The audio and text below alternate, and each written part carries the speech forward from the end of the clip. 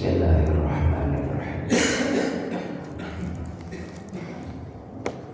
Assalamualaikum warahmatullahi wabarakatuh.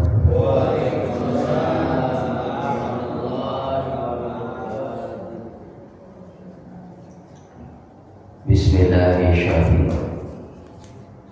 Bismillahirrahmanirrahim. Bismillahirrahmanirrahim.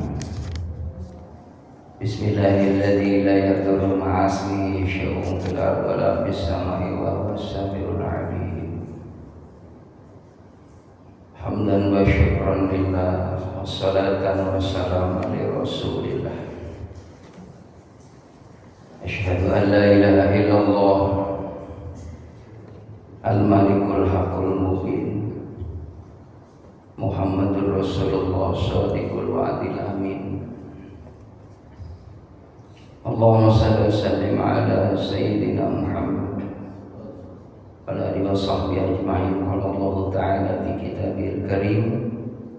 Bismillahirrahmanirrahim. Walillahi 'alan nasi hajjul baiti man istata'a ilaihi sabila ila akhir ayat. Wa qala ta'ala aidan fi ayatil ukhra wa atimul hajja wal umrata lillah. Wa qala ta'ala aidan inna a'tainakal kautsar fasholli li rabbika wanhar inna syani'aka huwal abtar. Wa qala Nabi sallallahu alaihi wasallam man qasad malun bi shadaqatin bal yazdad Sadaqallah sadaqa Rasulullah sallallahu alaihi wasallam. Para sesepuh, tokoh masyarakat, para alim ulama, para asatidz yang senantiasa dirahmati oleh Allah, ketua DKM dan pengurus Masjid Jami'ah Hikmah yang senantiasa dirahmati oleh Allah Subhanahu wa taala. Hadirin wal hadirat jamaah salat maghrib rahimakumullah. Tentunya kita selalu bersyukur kepada Allah, alhamdulillah masih diberikan nikmat panjang umur, bisa beribadah kepada Allah, juga diberikan nikmat sehat, nikmat kesempatan kita bisa beribadah salat maghrib secara berjamaah, dilanjutkan dengan taklim. Mudah-mudahan segala nikmat yang kita dapat, yang kita peroleh, yang kita rasakan, kita bisa mempergunakannya di dalam ketaatan kita kepada Allah Subhanahu wa taala, hingga nikmat tersebut membawa keberkahan dunia dan akhirat. Salawat dan salam semoga terlimpah curahkan keharibaan Nabi kita Muhammad sallallahu alaihi wasallam yang kita harapkan syafaatnya. Hadiah Fatihah untuk keluarga kita, orang tua kita, saudara-saudara kita, berkhusus jamaah kita yang sudah menghadap Allah Subhanahu wa taala. Semoga amal ibadahnya diterima oleh Allah Subhanahu wa taala. Juga kita yang mendoakan, mudah-mudahan tambahan pahala pula buat kita, dan suatu saat kita enggak ada, mudah-mudahan kita pun ada yang mendoakan. Al-hadihin awala kulli niyatin sallallahu ila hadratir rasul wa ala niyatil maqbul. Al-Fatihah. A'udzu billahi minasyaitonir rajim. Bismillahirrahmanirrahim. Alhamdulillahi rabbil alamin arrahmanir rahim maliki yaumiddin. Iyyaka na'budu wa iyyaka nasta'in. Ihdinas siratal mustaqim siratal ladzina an'amta 'alaihim ghairil maghdubi 'alaihim waladdallin. Amin. Jamaah rahimakumullah, sudah memasuki bulan Zulqa'dah. Tidak salahnya dan tidak ada kata terlambat ucapan mohon maaf lahir batin. Barangkali saya dan keluarga punya salah, punya khilaf, mohon dibukakan pintu maaf yang seluas-luasnya. Begitupun bapak-bapak juga sama ibu-ibu, saya sudah maafkan kalau mungkin punya salah. Tapi saya lihat bapak-bapak nggak pada punya salah, sama saya enggak. Karena bapak nggak pada tua, saya masih muda pak ya. Jadi yang muda yang banyak salah, banyak dosa. Tapi dalam Al-Quran sebaik-baiknya orang itu adalah orang yang mengaku dirinya banyak kesalahan, banyak dosa. Jadi jangan pernah kita mengaku dirinya nggak punya dosa. Kalau orang ngaku nggak punya dosa, dia punya dosa. Tapi ketika dia merasa dirinya berdosa, mohon ampun sama Allah, bisa jadi Allah hapuskan dosa walaupun seluas lautan dosa kita, maka diampuni dengan istighfar kita dan banyak melakukan amal yang soleh. Amin ya rabbal alamin. Jamaah yang dimuliakan oleh Allah Subhanahu wa taala, 3 bulan dari Syawal, Zulqa'dah, Zulhijjah ini adalah bulan haji. Jadi dalam Al-Quran itu bahwa al-hajju ashhurun ma'lumat. Haji itu bulannya ditetapin nama Allah dari mulai Syawal. Jadi Syawal itu ada yang udah berangkat, Syawal, Zulqa'dah. Nah, baru intinya di bulan Zulhijjah, tanggal 9 itu inti haji. Jadi seluruh dunia orang bakal kumpul di padang Arafah. Al-Hajju Arafah.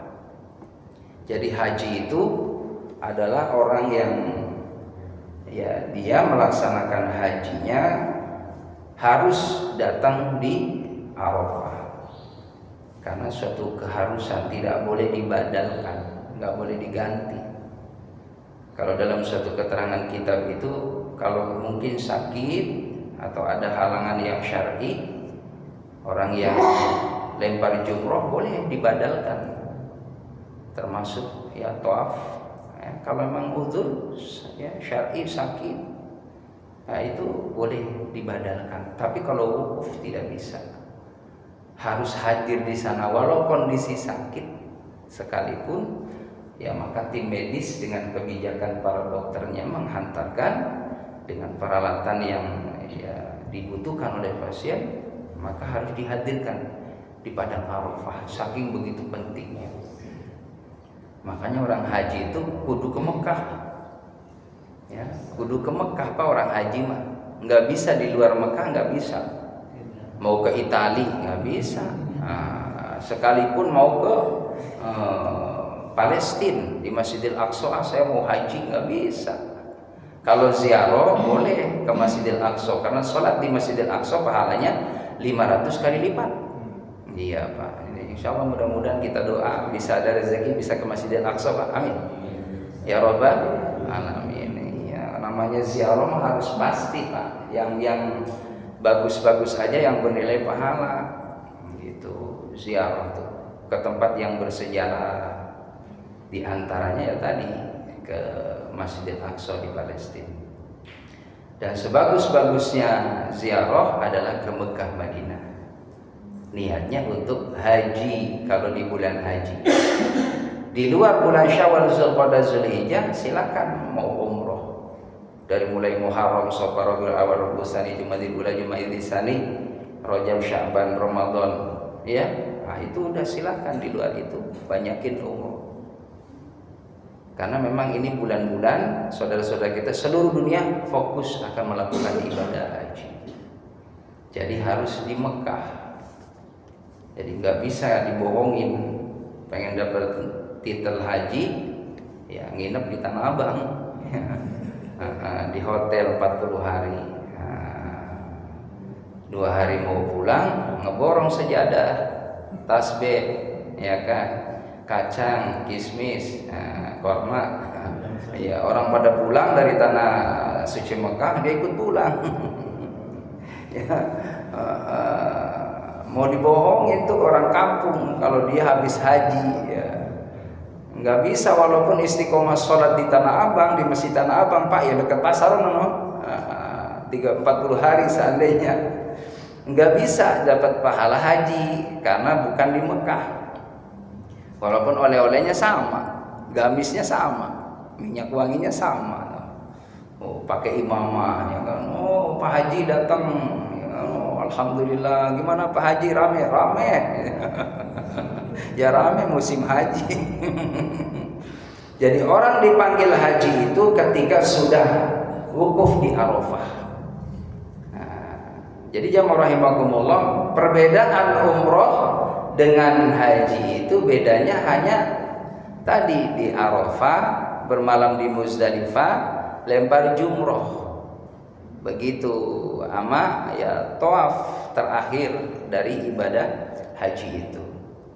Lalu sa'i, lalu tahallul. Kalau umroh jamaah rahimakumullah sama ada tawaf, ada sa'i, ya kan? Ada tahallul tapi tidak wukuf. Itu aja bedanya. Lalu bagaimana yang belum haji dipanggil haji? Ya namanya doa gitu kan. Nah, udah aminin aja. Ya, cuman hajinya haji kecil kata ulama, haji kecil. Nah, yang pantas dipanggil Pak Haji yang 40 hari. Yang wukuf itu tuh dipanggil haji. Enggak dipanggil haji jangan ngamuk, jangan ngambek. Enggak karena panggilan haji itu di Asia aja Pak, di sini di Indonesia nih terutama. Para sahabat itu semuanya pada haji. Nah, di situ nggak ada Haji Abu Bakar, Haji Umar, Haji Utsman, Haji Ali, ya kan? Karena jamaah rahimakumullah itu gelar itu memang ada di kita. Ya, dulunya menurut sejarah bahwa panggilan haji itu untuk identitas seseorang yang sudah berangkat haji, buat ciri sama orang-orang Belanda nih. Nah, ini awas hati-hati nih haji nih. Ini bawa misi nih. Nah, ditandain haji. Begitu. Jadi zaman dulu gawat Pak, orang nyandang haji itu berat zaman dulu. Jadi identitas yang diciriin sama orang Belanda. Nah, sekarang Belanda ada pada pulang semua nih. Iya, kita aman karena dipanggil haji juga udah aman ya, begitu. Dipanggil haji alhamdulillah, enggak dipanggil haji biasa aja. Karena itu gelar dari Allah, dari Rasulullah. Al-hajju mabrur laisa lahu jazaa'un ilal jannah. Tidak ada balasan haji yang mabrur kecuali surga. Jadi jamaah rahimakumullah, mabrur itu artinya baik. Tanda haji yang mabrur apabila dia pulang haji alhamdulillah lebih soleh, lebih menjaga amalan-amalan yang kita dapat di Mekah, di Madinah. Kan yang namanya kita ya kalau lebih awal di Madinah itu kan namanya sholat arba'in, ya sholat 40 waktu. Itu 40 waktu jangan sampai tinggal takbir ulanya, takbir pertamanya imam di Masjid Nabawi. Makanya jangan berlehai-lehai di sana Pak selama 10 hari di Masjid Nabawi itu, jangan sampai habis waktunya buat nyantai. Kadang mohon maaf orang tergantung dulu di tanah airnya Pak sebelum berangkat haji. Karena waktu di tanah airnya santai-santai, nggak biasa menjaga sholat berjamaah, nggak biasa sholat di awal waktu, nggak biasa tilawah Quran, nggak biasa zikir, nggak biasa sedekah, nggak biasa qiyamul lail, sholat duha, ya hadir di majelis ilmu. Maka yang ada di sana kebiasaan di tanah airnya apa? Biasa sholat diundur-undur. Padahal dia di sana itu tempat yang luar biasa mustajab di Madinah itu. Kalau bisa kita jaga sholat berjamaahnya di Masjid Nabawi Pak, itu pahalanya 1000 kali lipat ketimbang di tanah air. 1000 kali lipat Pak, coba bayangin. Makanya kalau di Madinah cuman hanya ya di maktab di hotel, ya kan sholatnya di hotel, sayang banget. Ya, makanya kepada jamaah nanti suatu saat umroh manfaatkan sholat berjamaah di Masjid Nabawi. Karena di situ jamaah rahimakumullah, masjid itu ada masjidnya Nabi Muhammad. Di Masjid Nabawi itu ada makam Rasulullah. Usahakan kalau bisa ziarah ke situ. Ya, yang di karpet hijau. Di karpet hijau di situ ada mimbar Rasulullah. Kalau bisa ada pengimaman tuh Pak, sholat di situ Pak. Alhamdulillah walaupun berjubel hadirin bismillah ya Allah, saya antri dikit-dikit pelan-pelan akhirnya dapat. Terus lagi di bawah mimbarnya ada pengimaman ya, terus mimbar, masya Allah nikmat hadirin Ya, emang harus singkat padat juga di situ karena laskar benar-benar ini Pak ya, ngelihat ngamatin kalau nyantai-nyantai nggak kualitas waktu, nanti disuruh bangun sama laskar. Jamaah rahimakumullah, jadi manfaatkan di Madinah. Lalu kalau ke Mekah niat mau umroh, jamaah rahimakumullah, ngambil miqatnya ya di Bir Ali. Ya, ngambil miqatnya pakai baju ihram, niat umroh wajib berangkat. Nah, itu dalam kondisi sudah memakai ihram, maka enggak boleh orang yang sudah niat ya ihram memotong kuku, pakai wewangian. Ya, nah itu dilarang di sana. Fala rafatha wala fusuqa wala jidal, enggak boleh ngomong jorok, enggak boleh berdebat ya. Jadi harus benar-benar menjaga karena kita sedang ibadah kepada Allah Subhanahu wa taala, biar kita ini bernilai ya umroh kita di mata Allah Subhanahu wa taala. Sesampainya di Mekah langsung tawaf hadir. Ya, habis tawaf baru sa'i. Habis sa'i baru tahallul. Itu umrohnya udah selesai. Nah, baru ganti baju hadirin. Nah, itu udah baru kita nunggu tuh tanggal 9. Maka setiap harinya manfaatkan itu, datang ke Masjidil Haram, sholat berjamaah. Ada yang 1 kilo, ada yang 2, 3 kilo, ada yang 5 kilo hadirin. Naik mobil difasilitasi sama ya pemerintah Arab di situ. Asal datang di di khusus itu bis-bis Pak. Ya, ada itu bagian terminal bis yang menghantar ke Masjidil Haram, Masjidil Haram, Masjidil Haram. Maka datang ke situ jamaah rahimakumullah, dibawa sampai ke Masjidil Haram. Baru masuk jamaah rahimakumullah, tempat wudunya luar biasa di mana-mana. Zam-zamnya di luar di teras itu subhanallah sudah disiapkan. Ya, jamaah ratusan ribu jamaah rahimakumullah memenuhi Masjidil Haram ketika berangkat ibadah haji karena seluruh dunia di sana. Dan ibadah haji itu adalah ibadah fisik. Makanya jamaah rahimakumullah yang masih muda alhamdulillah, tapi yang tua juga jangan kecil hati, tetap Pak bismillah aja. Yang belum haji seandainya saat ini usia 60, 65 ya tinggal 5 tahun lagi akan berangkat, bismillah aja. Nanti kalau di Mekah mah beda Pak, tenaga kita, energi kita nih beda. Dengan banyak minum air zam-zam, dengan melihat jamaah pada semangat berbondong-bondong ke Masjidil Haram, itu terbawa suasananya. Nikmat jamaah rahimakumullah. Ya, saya tuh waktu berangkat ada orang usia kurang lebih 70-an. 70 lebih lah, udah sepuh. Ya, justru di sana malah bagus fisiknya. Ya, fisiknya malah alhamdulillah gitu. Sampai pulang enggak ada kendala karena minum air zam-zam, banyak berdoa kepada Allah. Karena memang disitulah kekuatan doa ini yang membuat ya badan kita disehatkan sama Allah, dikuatkan ibadahnya sama Allah. Dengan kekuatan ibadah ya, kekuatan daripada doa dan usaha ikhtiar dalam ketaatan kepada Allah Subhanahu wa taala. Jadi jamaah rahimakumullah 5 waktu. Ya, 5 waktu salat di Masjidil Haram.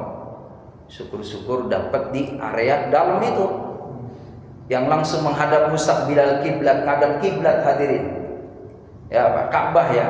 Jadi Ka'bah itu jamaah rahimakumullah posisi di tengah. Ya, ini ada yang ngadep ke sini ya Ka'bah, ke sini Ka'bah, ke sini Ka'bah, ke sini Ka'bah. Nah, kalau kita ini kiblatnya ke sono ke barat. Jadi nggak boleh kita mustaqbil kiblatinya ngadep timur. Makanya kalau kita jadi tamu nih kudu nanya sama sahibul wilayah. Begitu, mohon maaf Pak, ini kalau mau sholat kemana? Kalau nggak ketemu musola seandainya gitu ya, numpang sholat ya sama saudara di situ jadi tamu nanya. Jadi jangan saya musa berikutnya Allahu Akbar, nggak taunya ngadep timur. Tuh begitu. Ya kalau kita nggak tahu sih, assalamualaikum warahmatullahi wabarakatuh, assalamualaikum warahmatullahi wabarakatuh. Habis sholat ternyata masuk azan asar. Seandainya nih, nah, udah beda. Wong kita nggak tahu, diterima nggak sholatnya? Diterima, orang nggak tahu. Nah, tapi kalau masih ada waktu jamaah rahimakumullah, ada waktu nih. Mau diulang seandainya ya ulang lagi karena tadi tidak memenuhi syarat. Orang sholat itu syaratnya menghadap kiblat, maka diulang lagi menghadap kiblat. Begitu. Jadi kalau nggak tahu mah nggak apa-apa hukum itu. Tapi kalau tahu wajib ya kita patuhi. Jamaah rahimakumullah, maka ketika di Masjidil Haram itu usahakan sholatnya dapat di dalam. Begitu, langsung ngadep kiblat, ngadep Ka'bah itu langsung, masya Allah, nikmatnya luar biasa hadirin. Terasa akhirat itu dekat. Ya, terasa Allah itu luar biasa memandang kita, menatap kita, maka kekhusyuan yang luar biasa. Ya. Apalagi jamaah rahimakumullah, sholat maghrib isya tuh nikmat banget itu. Maghrib isya subuh ya di dekat Hijri Ismail, masya Allah nikmat. Ya. Kalau lambat sedikit adanya di sono di dalam hadirin. Nah, tapi di dalam juga adem suasananya karena kipas di mana-mana Pak. Karena kipas di Masjidil Haram itu dingin banget. Ya, dinginnya luar biasa di Masjidil Haram itu. Ya, jadi jamaah rahimakumullah, keutamaan orang yang sholat di Masjidil Haram itu 100.000 kali lipat. Tuh Pak, ya Allah, 100.000 kali lipat pahalanya di Masjidil Haram. Makanya selama sebulan kalau orang ibadah haji jangan tinggalkan itu sholat berjamaah di sana. Apalagi subuh jamaah rahimakumullah itu berangkatnya jam 2 ya. Jam 2 tuh bisa ngambil tahajudnya di Masjidil Haram. Itu udah ramai Pak, jam 2 malam tuh di Masjidil Haram tuh udah ramai jalan-jalan. Jam 2 itu masya Allah dari mana-mana, orang Turki ya kan, orang Bangladesh, orang Cina hadirin, udah macam-macam hadirin. Padanya apa? Assalamualaikum haji assalam. Orang Cina Allahu Akbar, masya Allah. Bareng-bareng hadirin ke Masjidil Haram, ya Allah. Hanya ibadah aja di sana Pak. Ketika ibadah haji, ibadah umroh tuh yang dipikirin akhirat udah, nggak ngebayangin tuh kegiatan aktivitas rumah. Ya, tanah air tuh udah lupa itu Pak. Selama di sana. Jadi fokus banyakin ibadah. Habis sholat berjamaah, yang ada adalah baca Quran. Banyakin baca Quran di sana. Syukur-syukur ada rezeki beli Quran. Biasanya ada tuh orang jualan Al-Quran, titipin di Masjidil Haram atau di Masjid Nabawi, wakafin di sana. Selama tuh Quran dibaca jamaah rahimakumullah sampai hari kiamat. Orang datang ke sana umroh, orang haji, lihat itu Quran yang kita wakafin di sana. Bapak di tanah air pahalanya ngalir jamaah rahimakumullah. Bisa bayangin Pak, satu hurufnya aja kata ulama. Kalau di sini kan 10 kebaikan ya. Nah, di sana itu berlipat-lipat. Sholat aja 100.000 kali lipat, berarti berapa ayat di sana itu berlipat-lipat pahalanya. Makanya jamaah rahimakumullah, kata ulama, sebaik-baiknya sedekah di Mekah, di Madinah. Begitu. Hadirin jamaah rahimakumullah, ya, maka setelah melaksanakan rangkaian ibadah di Makkahul Mukarramah, maka menunggu itu nanti di tanggal 9, maka berangkat di pagi harinya atau siang hari tanggal 8 Tarwiyah. Ya, tanggal 8 hari Tarwiyah berangkatlah itu ya ke Arafah. Semua berkumpul hadirin. Difasilitasi, dikasih tenda, itu isinya ya ada 40, ada 30 tergantung luasnya tenda tersebut. Dan itu hanya mengandalkan kipas hadirin. Ya, kipas 1 jengkal itu ketika berdiri tendanya hadirin. Langsung itu ya tidak ada penghalang. Ada pohon juga di depan doang itu kan. Enggak begitu rindang. Kalau orang keluar paling bisa 5-6 orang doang. Nah, maka mujahadah di situ. Di tanggal 9 jamaah rahimakumullah, tepatnya habis zuhur, maka asarnya dijama. Jama takdim ya ke zuhur.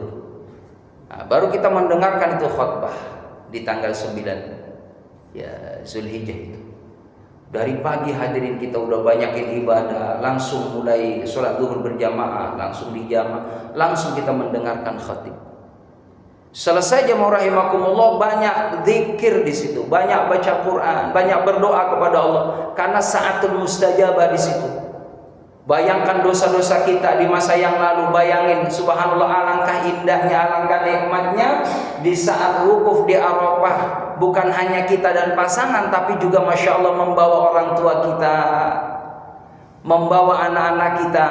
Masya Allah, itu bercucuran air mata, berlinang air mata. Alangkah indahnya ya Allah kalau saya ibadah haji ini dengan orang tua, dengan mertua, dengan sahabat-sahabat, dengan guru-guru ya Allah, dengan anak-anak menantu ya Allah. Hanya air mata terus berlinang. Baru jamaah rahimahullah berjalannya waktu terus, waktu asar jam 5 keluar itu dari tenda. Ya, dari tenda keluar nunggu antri jamaah rahimahullah itu mobil bis membawa ke Muzdalifah. Bermalam di situ.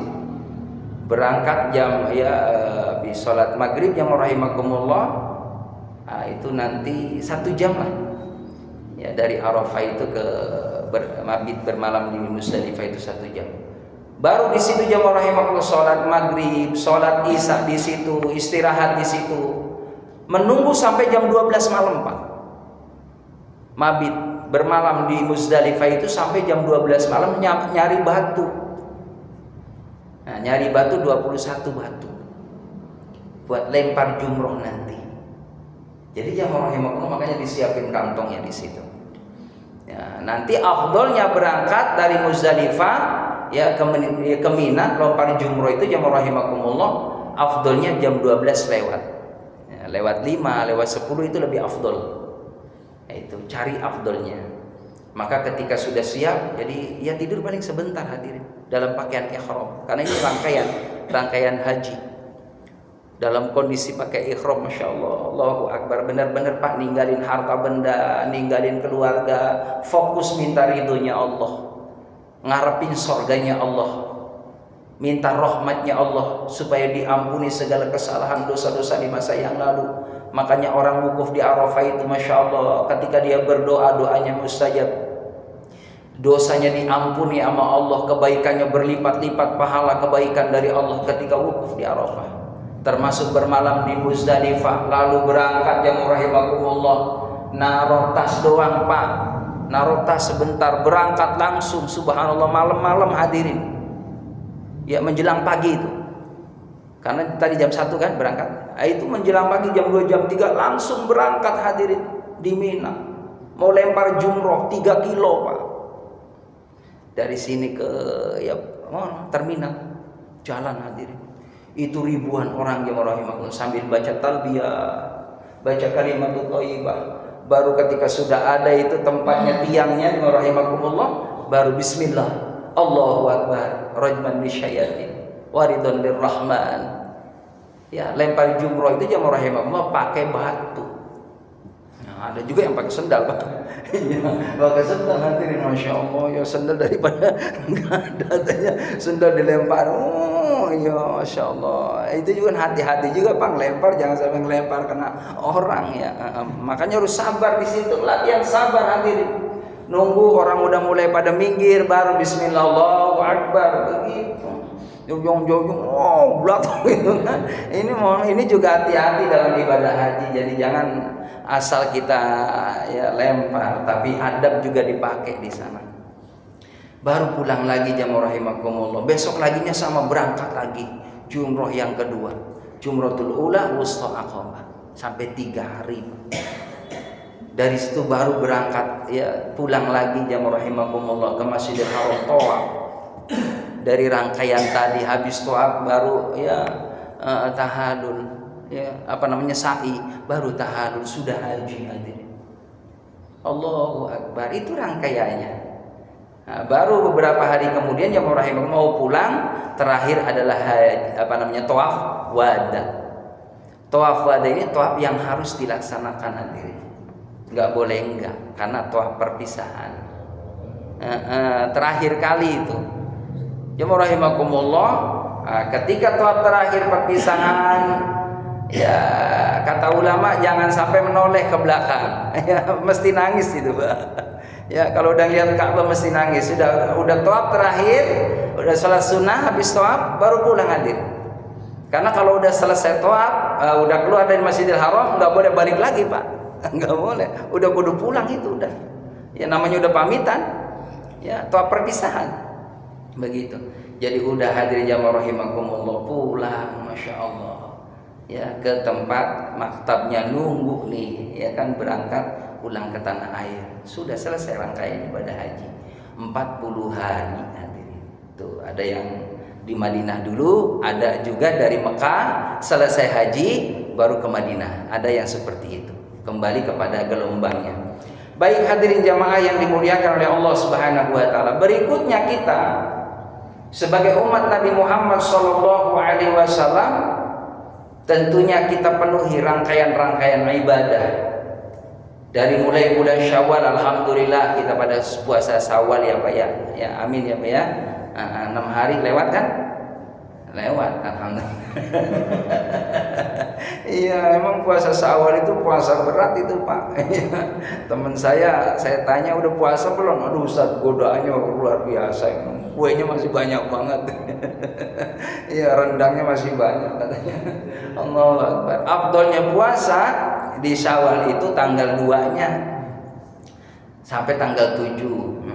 Tapi kalau seandainya masih belum kuat Pak, ya godaannya luar biasa, masih banyak rengginang, dodol, ya juga cucur, kue akar kelapa, ya nastar, ya diambil aja Senin Kemisnya deh. Yang penting usahakan jangan sampai ditinggal, karena puasa Syawal itu pahalanya sama dengan ibadah puasa 1 tahun. Makanya rugi kalau nggak ditinggal. Ya kalau ditinggal ya jangan sampai ditinggal. Harus dikerjakan, itu sunnah tapi pahalanya besar. Kalau saya nggak puasa Ustaz gimana tahun ini? Ya udah niatin tahun depan. Mudah-mudahan panjang umur. Amin ya. Yang penting niat. Ya, niatul mukminin khairun min amalihi. Niatnya orang mukmin itu lebih baik daripada amalnya. Makanya niat itu perlu hadirin. Lalu jamaah rahimakumullah, selesai itu Syawal, masuk Zulqaidah. Nah, di bulan Zulqaidah ini jamaah rahimakumullah adalah bulan yang diapit 2 hari raya, Idul Fitri, Idul Adha. Ya, makanya orang Jawa disebut apit. Benar. Bulan apit. Katanya nggak boleh bulan apit, apain Pak? Nggak boleh apa? Hajatan. Iya, padahal saya baca itu jamaah rahimakumullah, ya Nabi Muhammad menikah juga di bulan Zulqaidah. Nikah di bulan Zulqaidah nggak apa-apa, cuman kadang-kala kita masih percaya sama mitos begitu, sehingga kalau kita melanggar di suatu tempat adat ya jadi omongan orang, maka kita nyari amannya aja. Padahal menurut keterangan nggak apa-apa, nggak ada larangan dari hadis. Ya, jadi jamaah rahimakumullah, di bulan Zulqaidah itu ya bagaimana kita ya memperbanyak amaliyah soleh di bulan Zulqaidah ini.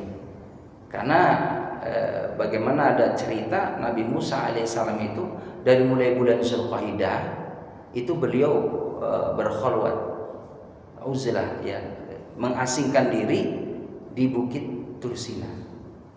Itu selama 40 hari Pak. Dari bulan Zulqaidah. Bulan Zulqaidah baru terus 10 hari nambah sampai tanggal 10 Zulhijjah. Nah, makanya ada sejarah itu di bulan Zulqaidah itu, bagaimana perjuangan Nabi Musa berharap memperoleh wahyu dari Allah Subhanahu wa taala dan bisa berkomunikasi dengan Allah. Maka jamaah rahimakumullah, itu diantaranya peristiwa ada di bulan Zulqaidah ini. Zulqaidah juga artinya menunggu, menanti. Bagaimana orang-orang Arab itu menunggu kehadiran saudara-saudara kita di seluruh dunia akan menjadi tamu Allah supaya menyambut mereka. Ya, karena tamu Allah itu sangat istimewa hadirin. Namanya tamu pasti dijamu sama Allah di sana. Makanya yang namanya tamu juga ada adab di sana. Nggak boleh tamu di sana fala rafata wala fusuqa wala jidal.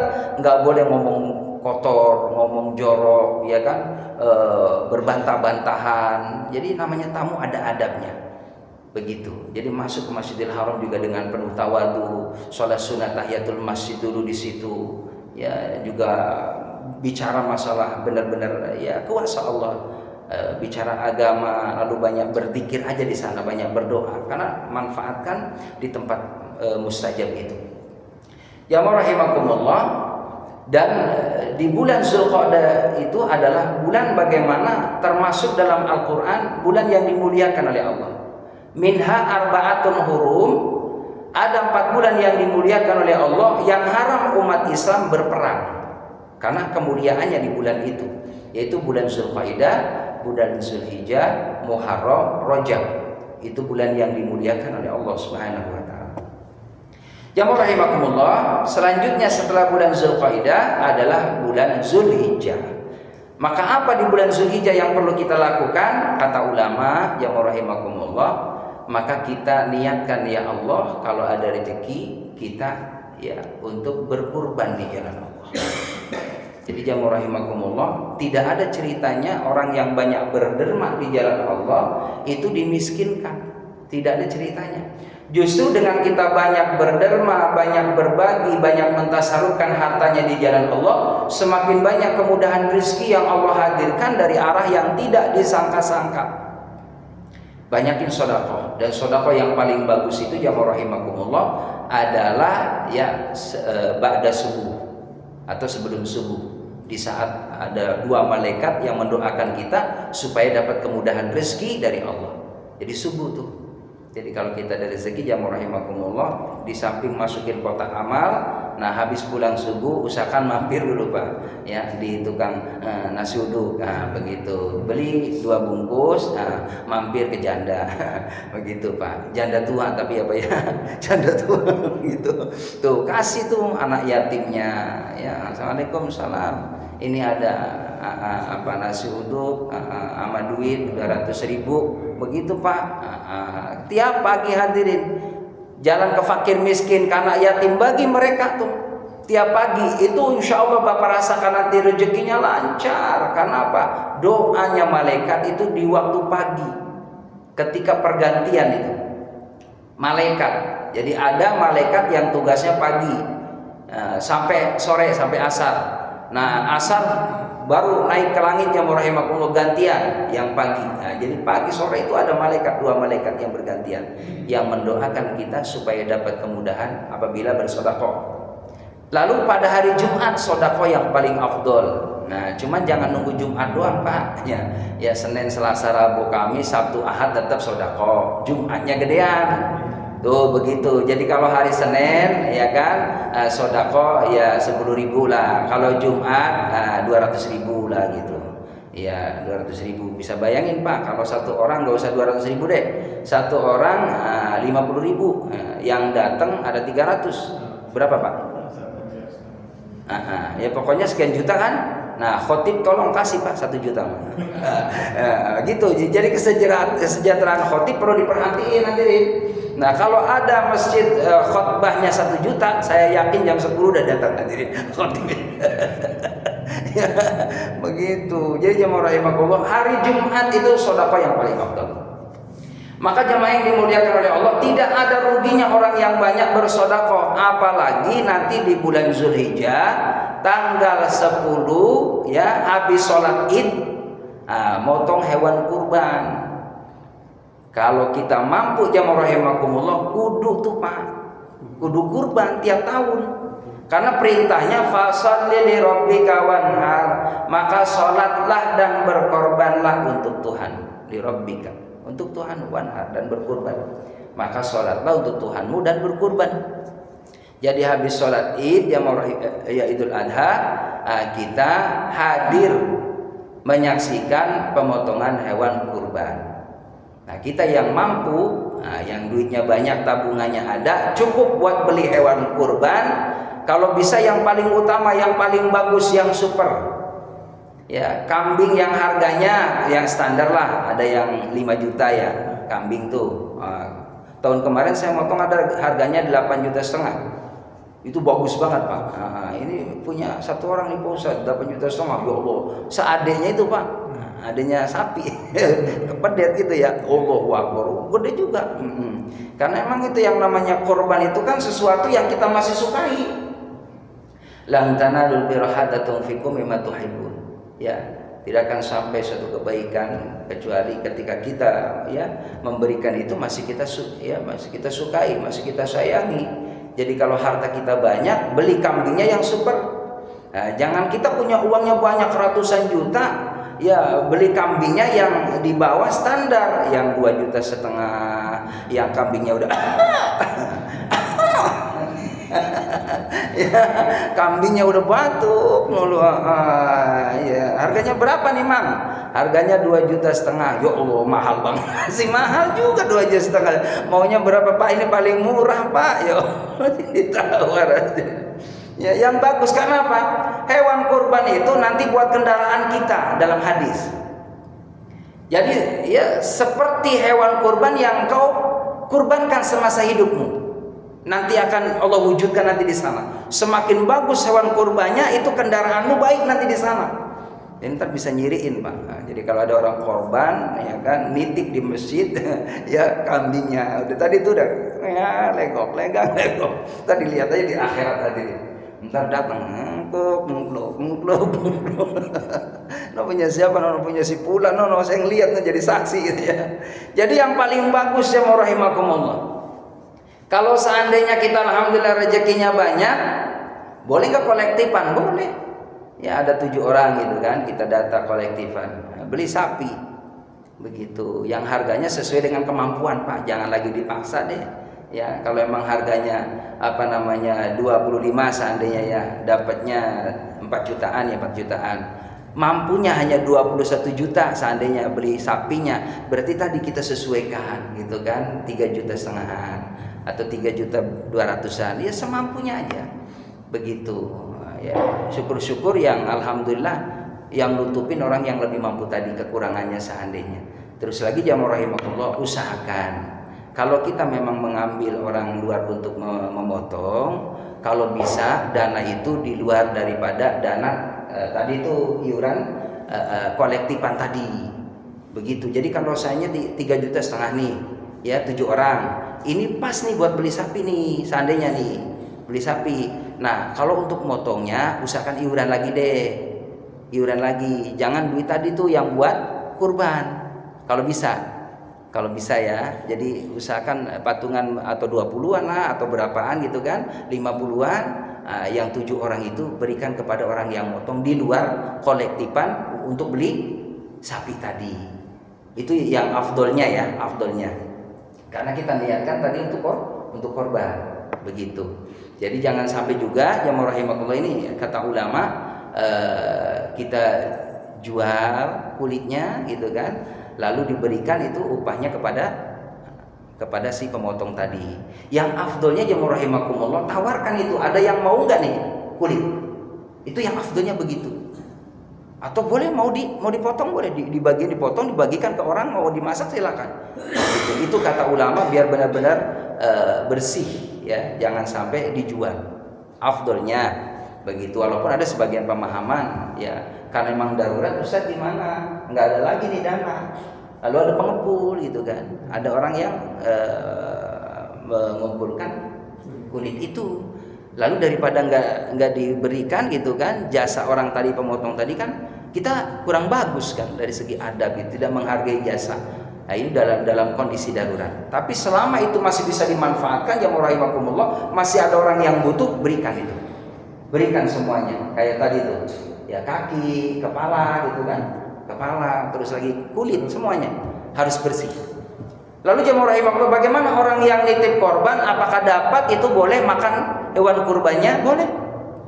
Malah yang afdal itu jamaah rahimakumullah, orang yang berkorban itu satu dia datang nyaksiin, begitu. Yang kedua orang yang kurban itu kalau bisa motong sendiri, motong sendiri, afdalnya sunnahnya. Bismillahirrahmanirrahim ya kan, atau Bismillah Allahu Akbar ya, atau kalau mau lengkap ada doanya Bismillahirrahmanirrahim Allahumma sholli ala Muhammad Allahumma hadza minka wa ilaika fataqabbal minni, baru takbir. Begitu. Kalau mau lengkap, mau Bismillah saja mas sholawat udah cukup halal begitu. Jadi jamaah rahimakumullah, itu jadi harus hadir orang yang berkorbannya, menyaksikan ya, syukur-syukur ikut memotong. Lalu ada bagiannya sepertiga, boleh dapat kalau mau dikasih begitu. Mau dikasih sepertiganya orang yang berkurban itu boleh. Ya rahimakumullah, Apa manfaatnya ketika kita berkorban? Yang pertama, orang yang berkorban di jalan Allah Subhanahu wa taala, dia akan dicintai oleh Allah. Karena mau rela mengorbankan harta bendanya untuk Allah. Maka kecintaan Allah akan bertambah untuk si fulan tadi. Jadi amalia yang pengen dicintai diri kita ini di hadapan Allah, nanti masuk tanggal 10 kurban. Makanya sekarang masih ada waktu nih, sebulan lagi. Nabung Pak. Biasanya kalau niat baik itu rezekinya ada. Saya alhamdulillah, mohon maaf, tahadus binikmat. Tiap tahun alhamdulillah saya nitip itu. Tiap tahun. Padahal kalau ngikutin saya hadirin. Cuman kita harus punya program, harus punya ya niat yang baik, tiap tahun usahakan. Karena emang ini merupakan ya keharusan. Walaupun kata ulama, bagaimana orang yang mampu lalu tidak berkurban, ini hukumnya makruh. Makruh, sesuatu yang tidak disukai sama Allah. Lah kita kan pengen dicintai sama Allah. Begitu. Jadi tidak jatuh haram, tidak jatuh dosa besar, tidak. Tapi dia tidak disukai sama Allah, itu aja. Tapi hadisnya jemaah rahimakumullah, Rasul agak sedikit marah nih. Barang siapa mampu di bulan Zulhijjah lalu dia tidak berkurban, maka jangan kau dekati tempat sholatku. Ya artinya jangan berharap engkau dicintai sama aku, begitu. Jadi Nabi juga sama. Tidak suka sama orang yang ketika dia mampu di bulan Zulhijjah tidak berkorban, Nabi juga sama, tidak suka. Termasuk Allah tidak suka. Kita pengen disukai sama Allah, jangan sayang dengan harta kita. Masuk tanggal 10 Zulhijjah, kalau pengen dicintai Allah yang pertama tadi, berkurban, keutamanya dicintai Allah. Lalu yang kedua, jemaah rahimakumullah, ya untuk mendekatkan diri kita kepada Allah Subhanahu wa taala. Semakin dekat kita dengan Allah. Dan nanti Bapak akan rasakan, Ibu akan rasakan hikmahnya orang yang berkurban itu nanti. Apa balasan dari Allah Subhanahu wa taala ke depan 1 tahun? Nanti akan Allah hadirkan rezeki dari arah yang tidak disangka-sangka. Jiwa tenang, rezekinya mudah, dan insya Allah anak-anaknya pun juga akan dipelihara oleh Allah Subhanahu wa taala. Karena ini wujud ketaatan kita kepada Allah Subhanahu wa taala. Kalau dulu Nabi Ibrahim alaihissalam, ya rahimakumullah, diminta sama Allah untuk memotong putranya. Coba, masya Allah. Ternyata jemaah rahimakumullah, dalam ketaatan setiap orang soleh itu, para nabi dan rasul tidak memikirkan nantinya. Yang penting ada dalam ketaatan kepada Allah, pasti Allah akan memberikan jalan keluar. Kita lihat bagaimana sejarahnya ya Nabi Musa alaihissalam. Ketika sudah mentok jemaah rahimakumullah di dekat laut, di belakang Fir'aun akan menyerang, nggak mikir apa yang akan terjadi, tapi kata Allah, wahai Musa, lemparkan tongkatmu, pasti akan ada jalan solusi dari Allah. Sama juga orang berkorban. Ayo wahai orang punya harta benda, korban. Nanti Allah akan berikan jalan yang Allah kasih, tidak disangka-sangka rezekinya. Itu saja mungkin jamaah yang dimuliakan Allah yang dapat saya sampaikan mengenai tentang keutamaan Idul Kurban. Mudah-mudahan kita niatkan bisa berkurban di jalan Allah Subhanahu wa taala, dan mudah-mudahan kita istiqomah dalam kebaikan ya, sehingga kita memperoleh kemuliaan dunia dan akhirat. Subhanallah bihamdika asyhadu an la ilaha illa anta astaghfiruka wa atubu ilaik. Walhamdulillah. Demikian. Assalamualaikum warahmatullahi wabarakatuh.